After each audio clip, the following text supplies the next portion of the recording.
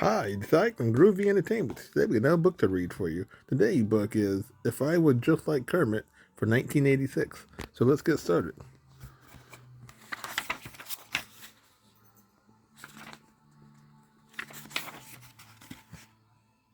Ah, true. Baby Kermit had a cold. His nose was red. His eyes looked blurry. Nanny said he had to stay in bed. Baby Fozzie decided to cheer Kermit up with one of his jokes. What's green and red and had to stay in bed, he asked. I I don't know, said Kermit. You were trying to say I don't know. You are, baby Fozzie explained. You are green, your nose is red, and today you have to stay in bed. Kermit did not laugh. He just sighed and sneezed again. Ah, true. I need some rest. That means I need some rest. Then he rolled over and went to sleep.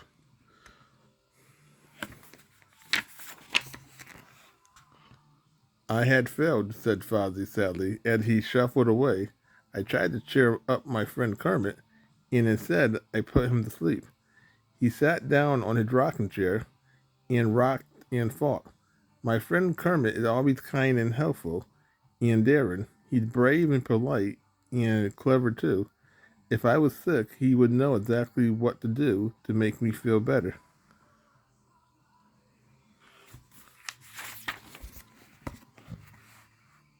Suddenly, baby Fozzie snapped his fingers. That's it, he declared, throwing off his gloomy mode. If I do just what Kermit would do, I can make him feel good. All I have to do is put myself in Kermit's place. I'll imagine what he would do if I was sick. Fozzie closed his eyes. Kermit is so kind. He would probably fix me a great big breakfast in bed. So that's what I'll do. Fozzie imagined himself as Kermit. He imagined putting on a chef hat and apron, and off he scurted to the kitchen.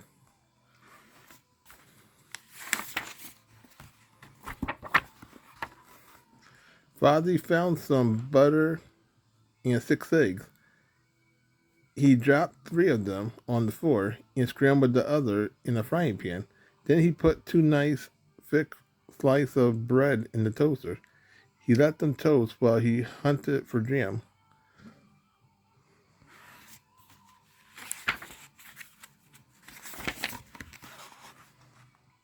The butter started to melt. The eggs and toast began to burn.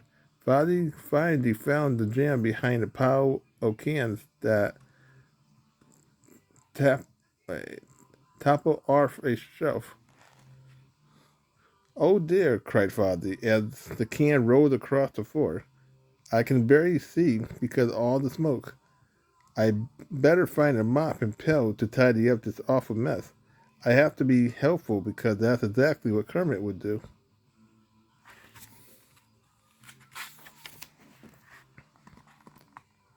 Demanding to be as helpful as Kermit, Fozzie ran to the sink and turned on the water.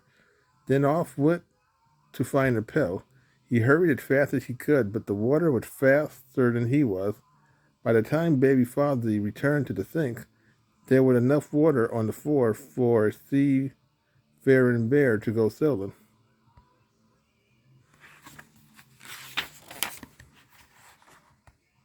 What would Kermit, what would Kermit, who is daring, do in a case like this?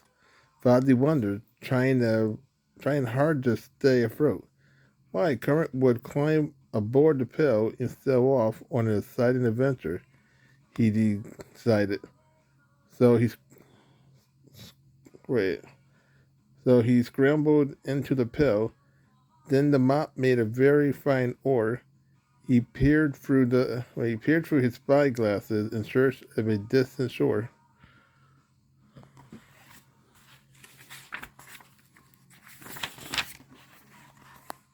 All of a sudden, Mary Fozzie gulped, and he gasped, and he dropped his spyglasses. He couldn't believe what he had seen. It was huge. It swam like a fish. Its tail was spiked and green. The creature turned and splashed. The water curd and foamed, and there in Fozzie wished he was back in the nursery.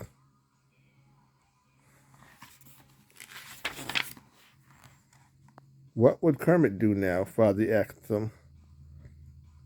himself. He would be brave, and he would also be polite. So brave Fozzie sailed closer to the creature. Excuse me, he said politely to the beast, who was hiding behind the foam. It's a pleasure to meet you. My name is Fozzie, and I am trying my best to get home. The creature head poked out of the water, out of the waves. Fozzie took one look and smiled. It was a baby sea monster who had been taking a bubble bath.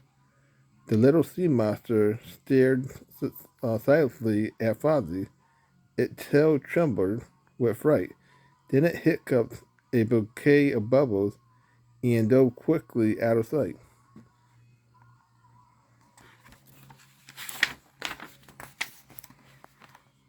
Baby Fozzie was starting to feel very hungry. It must be lunchtime, he said to himself. Now what would Kermit do? He is so clever. With all the water around, he'd probably go fishing. So Fozzie cast his mop aboard into a school of tuna cans, through eggshells and selling pans, past floating toast and jam. Before long, he had caught a fine lunch.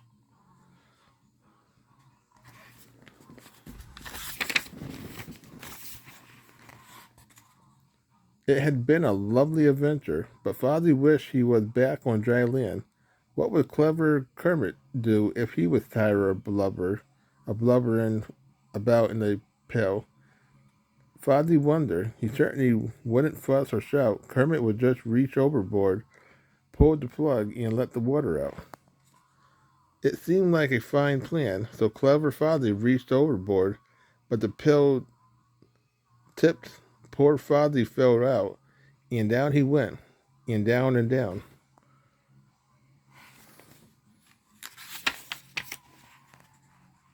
Beneath the water, Fozzie thought he saw the plug. He swam towards it with all his might.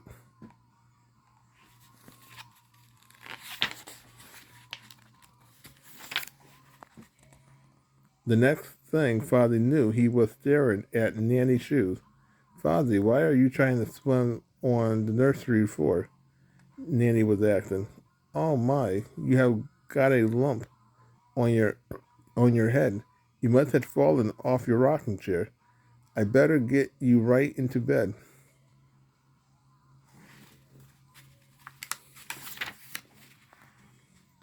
When Kermit woke up, he was feeling much better. He found baby Fozzie laying next to him. Fozzie had an ice pack on his head. Fozzie, what happened to you? Kermit wanted to know. Well, I thought that if I was just like you, I know how to make you feel better, Fozzie explained to his friend. So I tried to be kind, helpful, and daring, and tried to be brave, polite, and clever too. But, said Fozzie, sighing, I'm really much better at being myself than I am at being like you.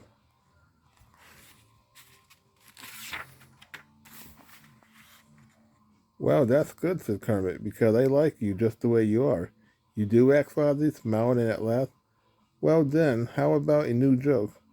What's brown and very funny and had to stay in bed? He asked, feeling like his old self again. Kermit laughed. My best friend, he said. The one and only Fozzie.